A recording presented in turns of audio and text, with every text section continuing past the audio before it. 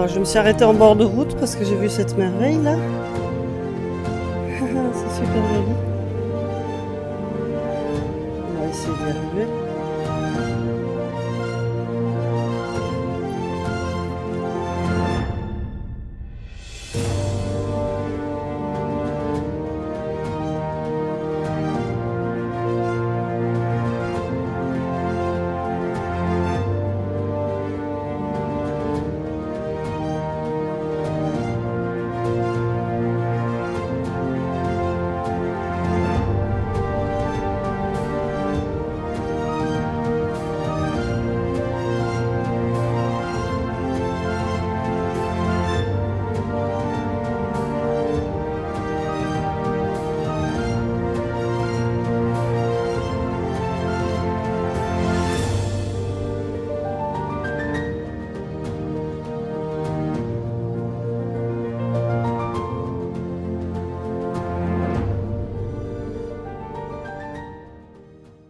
Alors il y a plein d'endroits comme ça au Portugal. Vous avez ces fontaines. Je trouve ça chouette le principe. Parce que ça va bien dedans. Hop, hop, hop, hop. Donc du coup, j'en profite. Voilà, nickel.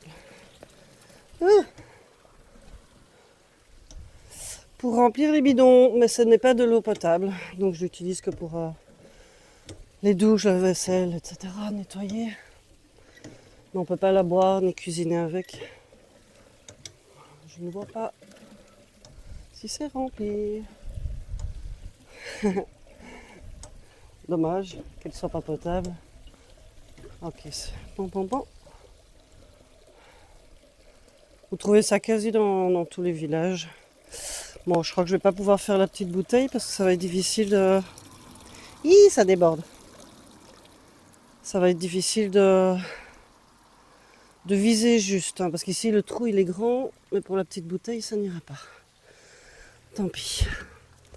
Oh, j'ai mis... C'est beaucoup trop à rabord, là. Voilà.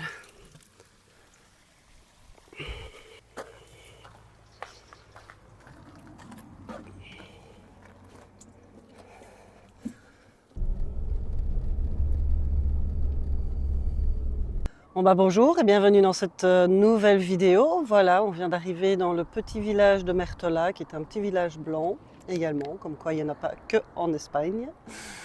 Comme vous voyez derrière moi, il y a un château, il y a une basilique à visiter et je pense que je vais rester ici 2 ou 3 jours parce qu'ils annoncent du très mauvais temps à partir de demain, je ne sais pas, peut-être pour un jour ou deux.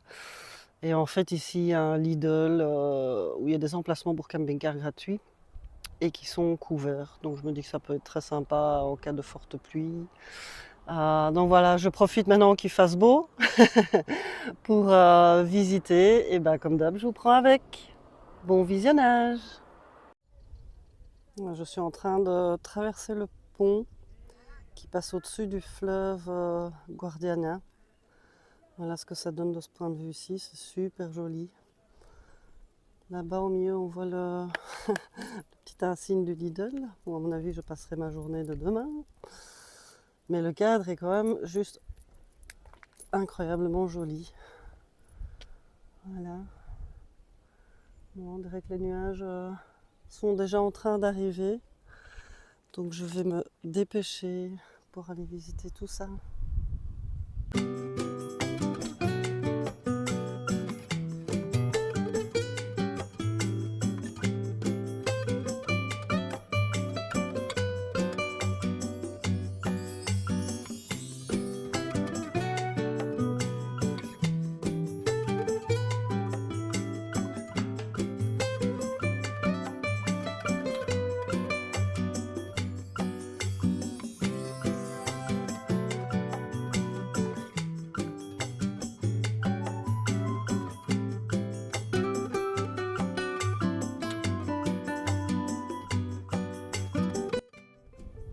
Alors j'ai une grosse hésitation pour ce soir, pour mon spot dodo. Là-bas, attendez, là-bas, de l'autre côté du pont. Il y a un grand parking et on a directement vue sur tout Martello. Donc je me dis que ça peut être très sympa si c'est bien éclairé le soir. Sinon, je ne le vois pas maintenant, mais là tout en bas, il y a un immense parking vraiment au bord de l'eau. Donc voilà, je ne sais pas du tout quoi faire parce que j'ai envie de faire les deux, bien évidemment. Et peut-être que je ferai les deux si je reste 2-3 jours. Allez, on a tout monté, maintenant il faut redescendre. Regardez ces petites rues là.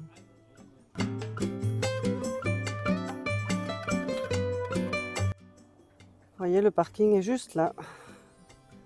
Il y a un seul camping-car pour l'instant. Là, je vois qu'il y a quand même aussi tous des petits chemins pour aller se balader. Le choix va être dur. Bon, finalement, je serais venue ici, au bord de l'eau. Voilà. Ouais, ça donne un tout autre point de vue, hein, d'en bas. Bon, j'ai très bien dormi. C'était très calme, à part le bercement du cancanement des canards le soir. Et pendant la nuit, il y a eu beaucoup de pluie. Donc forcément, ça a fait beaucoup de bruit sur la carrosserie. Mais maintenant, ça va.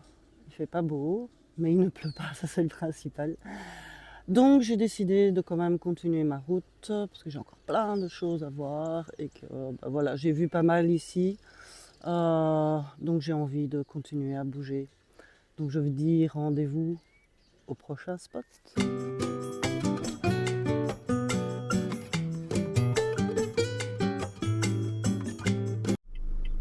Bon, c'est la galère. Je viens d'entendre des bruits de métal horribles au niveau de la roue avant gauche, conducteur. C'est vraiment pas joli à entendre.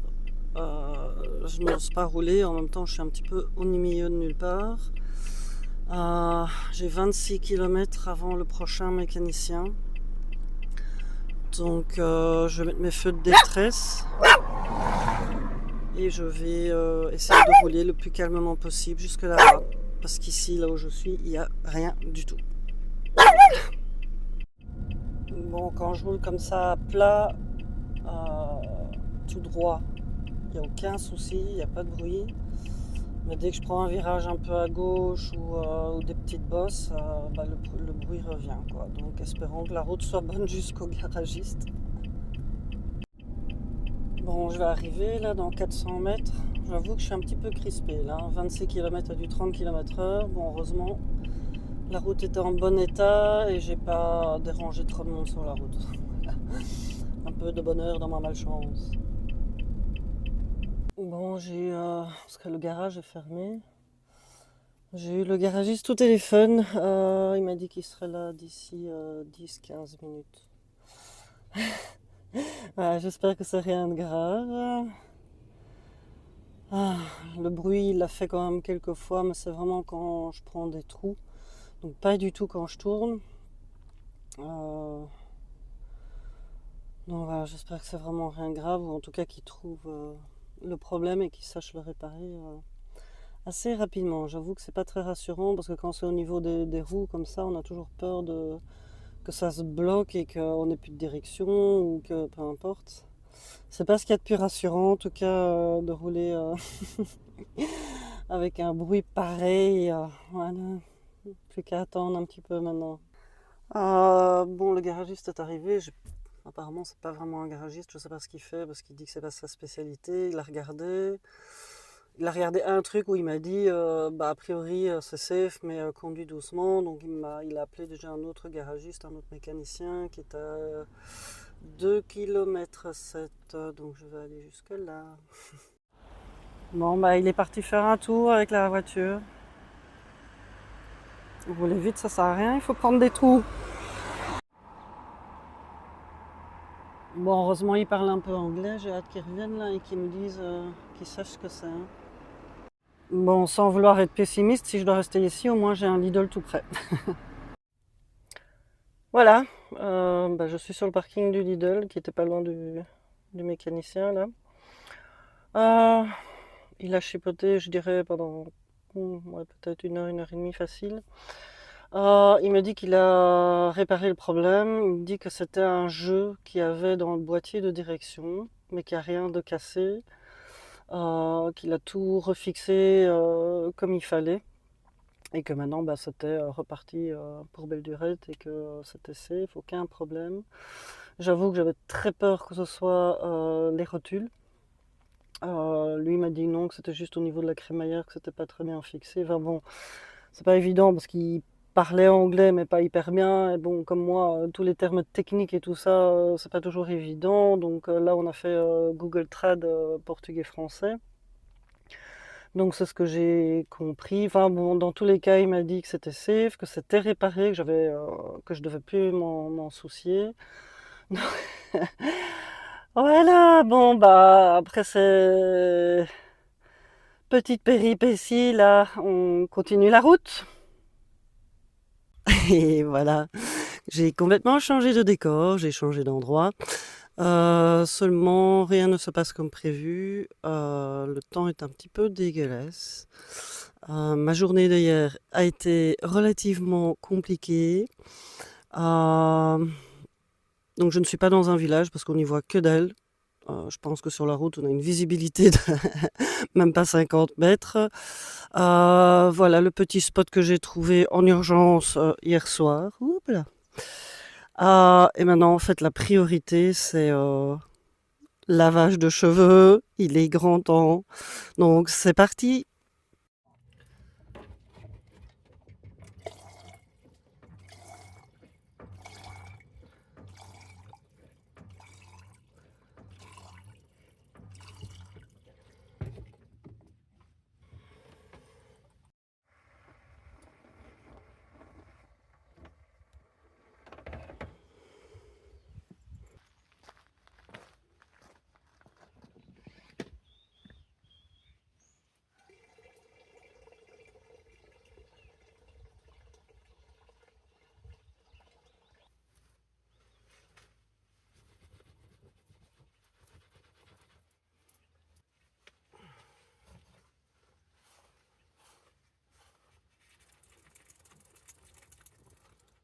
Bon, bah, avant de partir, on va quand même aller explorer les environs, faire une petite promenade avant de reprendre la route.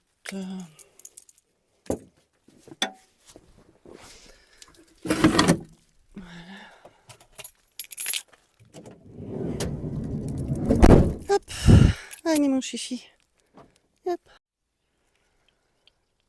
En fait, il y a plein de petites maisons, mais elles sont totalement inhabitées, il n'y a absolument personne. Je pense que ce sont juste des petites résidences de vacances. Ceux-là, ils sont bien, juste en face du lac. Ah, que c'est dommage qu'on voit rien. Ça doit être super joli parce que j'ai l'impression qu'il y a des petits îlots là, sur le lac.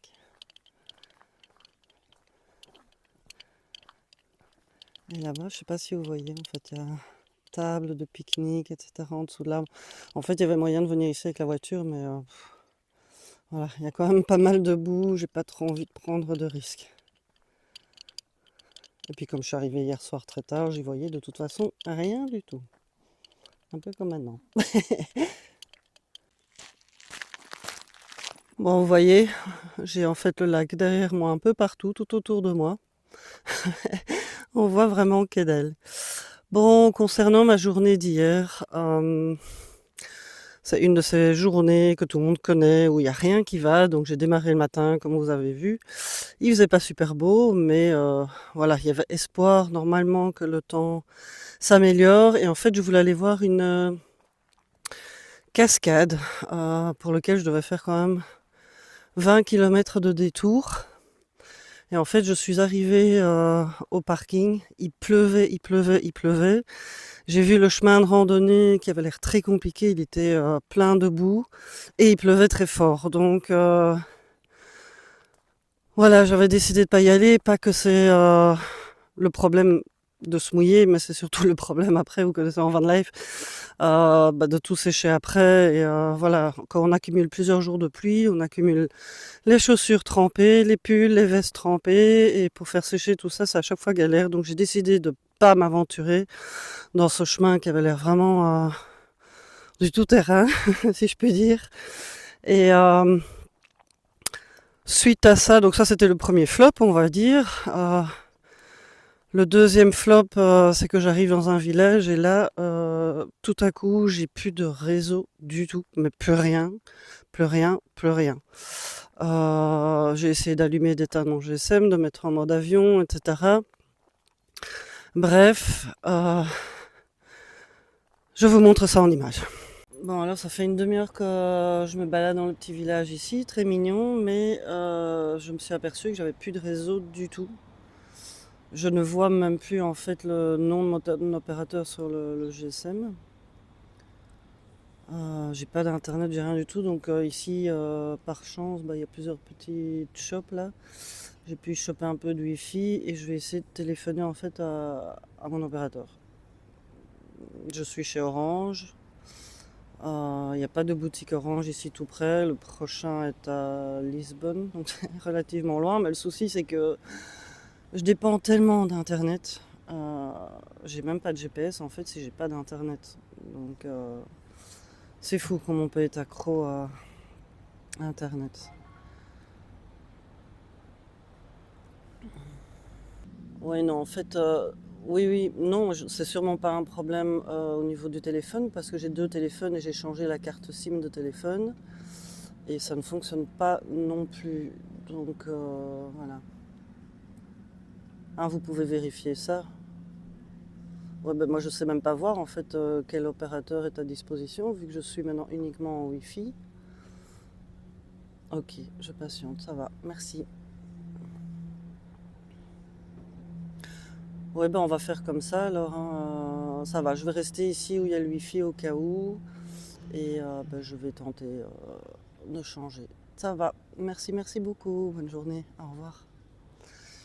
Bon, bah en fait, elle me dit que je suis en ordre d'abonnement vu que j'ai internet illimité, mon abonnement est payé en règle, en temps, en heure, tout ce qu'il faut. Elle me dit qu'elle a pu vérifier en fait si mon opérateur, enfin si mon GSM avait capté un opérateur portugais ici, compatible avec mon opérateur. Donc elle a checké ça et elle me dit que voilà, je suis sur Neos, quelque chose comme ça, et que normalement il n'y a aucun souci. Donc elle me dit voilà, parfois il y a comme ça un bug de captage de réseau. Que je dois essayer plusieurs fois de changer de réseau jusqu'à ce qu'à un moment donné ça accroche quoi. Voilà, donc on patiente dans le froid, ce qui fait vraiment vraiment pas chaud pourvu qu'il ne pleuve plus. Parce qu'en fait le camion il est loin, je peux pas aller dans le café parce que j'ai chichi. Les chichis sont pas autorisés dans les cafés-restaurants. Et comme on a marché une demi-heure, le van il est assez loin, donc voilà, pas le choix que de faire ça dehors. Enfin bon, je suis déjà bien heureuse d'avoir du wifi gratuit ici. Bon, on va essayer de nouveau de changer d'opérateur. Ça y est, je pense que ça fait plus ou moins 1 heure et demie que je fais un peu ce que l'opératrice m'a dit de faire. J'ai un peu tourné autour de la zone ici où j'avais du wifi et voilà. Donc maintenant tout est rentré dans l'ordre, j'espère que ça n'arrivera pas très souvent et voilà, j'ai nouveau internet, je peux à nouveau prendre la route avec mon GPS. Enfin bon, dans le pire des cas j'avais encore une carte papier, heureusement que j'en avais acheté une carte routière. Que j'en avais acheté une au cas où, comme quoi c'est toujours pratique de revenir un petit peu à l'ancienne parce que voilà, on peut avoir des problèmes d'internet, de réseau, de connexion. Voilà, génial, le problème est résolu, on continue. J'ai continué ma route. Alors je ne sais pas si c'est un problème de mon GPS ou des routes au Portugal. J'étais sur une nationale, en macadam, tout allait très bien et puis en une fois, en fait, la route s'est transformée en piste. Après quelques centaines de mètres, je me suis dit: «Bon, est-ce que je fais demi-tour ou pas?» parce que c'était super boueux. Il y avait des creux dans lesquels il y avait vraiment, de la boue en profondeur. C'était super gras donc Voilà, je savais pas trop si je devais faire demi-tour ou pas. En même temps, j'osais vraiment pas m'arrêter parce que je sentais que c'était pas profond, mais que c'était tellement gras que je glissais dans tous les sens. Et résultat des courses, ayant peur de m'arrêter pour faire demi-tour et de rester coincée, j'ai continué en priant, en croisant les doigts que tout allait bien. Et finalement, la piste a duré plus de, de 6 kilomètres. J'ai vraiment eu chaud et voilà, c'est pour ça que j'ai pas du tout su filmer parce que hors de question de m'arrêter. J'ai finalement réatterri sur une grosse nationale, j'ai rien compris, enfin bref, j'ai envie de dire merci Rafiki d'avoir joué le jeu, d'avoir fait du 4x4 alors que tu ne l'es pas. Bref, c'était assez chaud. Donc voilà, encore un moment un peu compliqué sur la journée. Donc là, je me dis: «OK, je reprends la route pour aller à mon prochain spot dodo» et bah, j'arrive en fait, sur un parking d'Intermarché où il y avait des emplacements prévus pour camping-car. Je me dis: «Voilà, comme ça je fais mes petites courses». Il faisait déjà noir. Et puis là, je sors un peu Milo pour ses petits besoins et on s'est fait courser par une grosse meute de gros chiens. Ils cavalaient à mort derrière nous en aboyant, donc j'ai jeté Milo dans le van et je me dis: «Voilà, il faut qu'on parte très vite de là». Donc voilà, deuxième spot, c'était glauque à crever. Vous voyez le genre de spot où vous dites: «Je le sens pas». Vous savez pas vraiment dire pourquoi, mais vous le sentez pas et donc je l'ai pas senti, donc j'ai continué ma route. Heu, j'ai finalement atterri à un autre spot. Moi, je voyais évidemment pas grand-chose non plus, mais il y a quelque chose qui faisait que je le sentais pas non plus. Donc rebelote, je reprends la voiture et c'est à chaque fois des entre 10 et 20 kilomètres pour trouver un autre spot et voilà, le dernier, là, j'ai finalement pas retracé plus de 20 kilomètres pour arriver, au bord du lac. Ici, je me dis: «Voilà, au bord du lac, je ne crains vraiment rien du tout» et c'est effectivement le cas. C'était, incroyablement joli au réveil ce matin pour le peu que je puisse voir. Voilà, pour la suite du voyage, je ne sais pas encore si je reste ici. C'est vrai que c'est une région, que j'ai très envie de voir parce que c'est un immense lac où il y a plein de choses à voir, des petits villages, vraiment typiques. Et d'un autre côté, j'ai envie de me diriger vers Lisbonne parce que j'ai des choses à faire à Lisbonne et ici, il prévoit quand même du mauvais temps pour 2 3 jours. Donc est-ce que je glande ici pendant 2 3 jours ou est-ce que je bifurque directement en direction de Lisbonne? Je ne sais pas, peut-être que cette petite promenade pourra m'inspirer et vous verrez ça au prochain épisode. Donc ça se termine ici. Je vous dis encore merci beaucoup pour votre fidélité. N'oubliez pas de liker, de commenter et surtout de vous abonner. C'est dommage de regarder, de pas vous abonner alors que c'est totalement gratuit pour vous et moi ça me donne un petit coup de boost à la motivation. Voilà, je vous dis à la semaine prochaine. Bisous, bye bye.